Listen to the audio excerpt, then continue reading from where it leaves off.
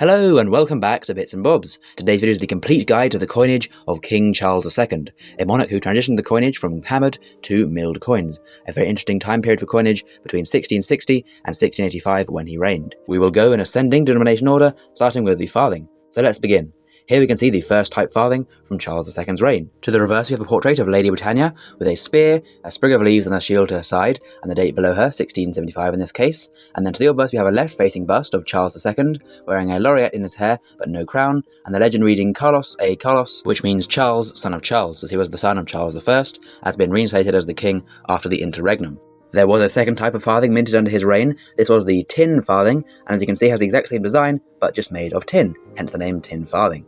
Now then, we'll move up a denomination onto the halfpenny, and here is the halfpenny of Charles II, again that same design of Britannia with a spear, the sprig of leaves and the shield to her side, and the portrait of Charles II facing to the left on the obverse of the coin, the only difference being that it is twice the weight of the farthing, therefore twice the value of half a penny. And now on to the penny, of which there was a hammered and silver variety, as we can see here, a hammered silver penny from the reign of Charles II. On the reverse of the coin we can see here a royal quartered-arms shield with a crown above and legend around, and then to the obverse we can see here a portrait of Charles II facing left with longer hair this time and a crown portrait with the number 1 to the side as this is a 1 pence, and the legend around again, Charles II, and then the more Latin inscription as the coins usually have. So there's that style of Charles II penny. There is also then this style, here we can see, with roughly the same design, but then a larger legend with the border around, so we can see again, the royal quartered-arm shield to the reverse, with the obverse featuring again the portrait of a left-facing bust with the 1 behind for a 1 penny, but with this coin designating more space for the legend with its own border separating it. Here is the third and final penny design for Charles II, and it is in fact a Maundy design. As we can see here, there's a big C in the middle, there's only one C, as there's a 1 pence. Above this is a crown, a lovely ornate crown with a date either side of this, 1679 in this case, and then the legend around, with a big milled flan around this. And then to the obverse is a right-facing draped bust of King Charles II.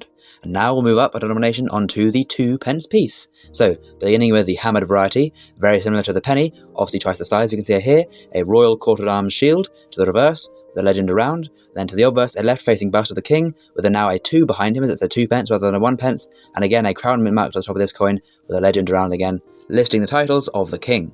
There was a second design released, and here it is here.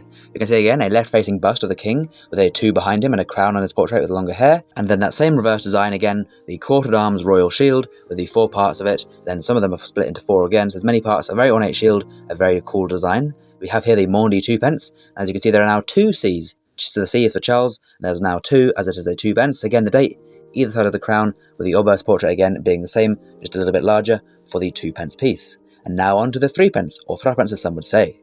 Here we can see a hammered variety, the same design again, with that quartered arms royal shield to the reverse, and the left-facing long-haired crown bust of the king onto the obverse. And now we can see the number 3 behind him, 1, 2, 3, for a 3p piece, or as some would say, the threepence or threepenny bit. There was a second design release, as we can see here, and as you come to expect, the same design, with both obverse and reverse being the same, apart from the legend. Now, on this design, no longer having a border separating it, it is, as all the more modern coins, just on the coin around the portrait with no border. And here we have the Charles II Maundy 3p. Now we have 3 C's, of course, as it is a 3p piece, still the C's as it is Charles II. And now on to the 4p, or as some would say, the groat. So here's the first style of groat, as you can see that same design, with a left-facing bust with long hair, and now a 4 behind Charles, as it is a 4p piece, with that same reverse design on the reverse. We then have no other design, and we go straight to the Maundy design, with here 4 interlocked C's. We now have the national flowers as well, as more space on the bigger coin, with the same portrait of the obverse for these Maundy coins. And Charles II Maundy coins are very sought after and lovely sets of coins, if you have a complete set. Now, on to the 6p piece, and here we can see the first design, again, still that same design on the reverse, of the quartered arms royal shield and legend around, and the obverse portrait the same as well, a crowned long head bust, a bit of a different crown, there's more space to have more detail on the crown, and then a 6 behind him as a 6p piece. There are a few differences here to the other type, again we can see there's no border for the legend, and interestingly the 6 behind him, the VI for 6 for a 6p, has been removed on this portrait here, giving no denomination, and here we have the lovely milled issue 6p in the reign of Charles II. We have a 4 crowned cruciform shield without the central garter star design on the reverse, then a left-facing bust with laureate and draped clothing of the obverse. A very beautiful coin, and we'll now move on to the shilling of King Charles II's reign. So here we have the shilling, the first type, a hammered type, still having that same design on the reverse, the quartered arms royal shield, and the same portrait of the obverse, now with an XII for 12 as a shilling as a 12p piece. Here is the other style with no legend border and no denomination, with no XII, giving no value for the shilling, just done by the size and weight when you feel it. And here we have a lovely and beautiful design for the Charles II milled shilling.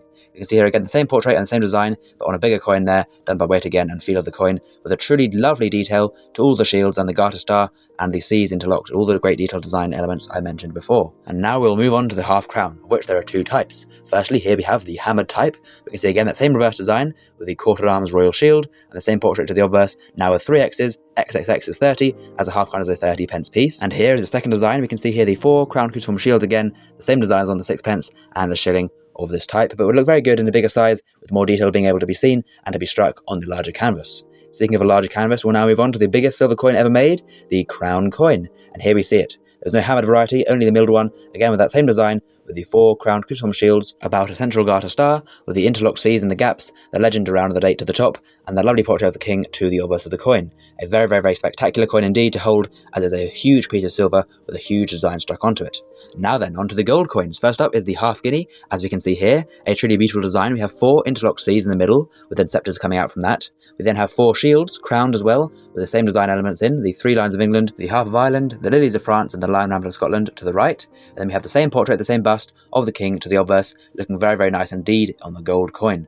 A very truly beautiful coin, one that would be a treasure to own in any collection. And now we'll move on from the half guinea to the full guinea. The guinea coin, as we can see on screen now, has the same design as the half guinea, with the 4 crowned cruciform shields about the central 4 C's interlocked, the C's of course standing for Charles, the scepters then in between that, all this encircled by the legend of the coin. So then the double guinea next up, and you may be able to guess what the design will look like for this one. That's right, it is the 4 scepters, with the 4 interlocked C's in the middle, the legend around this. And then we have the obverse portrait again, the same, but there is an elephant mint mark below this, a very interesting elephant mint mark there below the portrait of Charles II. This is the logo of the Africa Company, who provided the gold and transported it over to the mint to be used in the coins. And now on to the largest denomination, the quintuple guinea, a huge coin, almost 40 grams of gold, an absolute beauty of the coin, that same design which is very, very nice I'm sure, on a huge canvas of this coin. So let's just have a look at the coin on both sides and have a look at the true detail and beauty of this magnificent piece of 1600s gold coinage.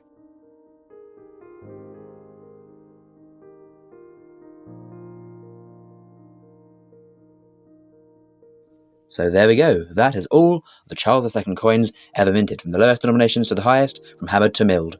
Please do comment down below if you have any of these coins, and let us know what Carolean coins you have, and as well, please do subscribe to the channel if you've learned something new, and enjoyed this video.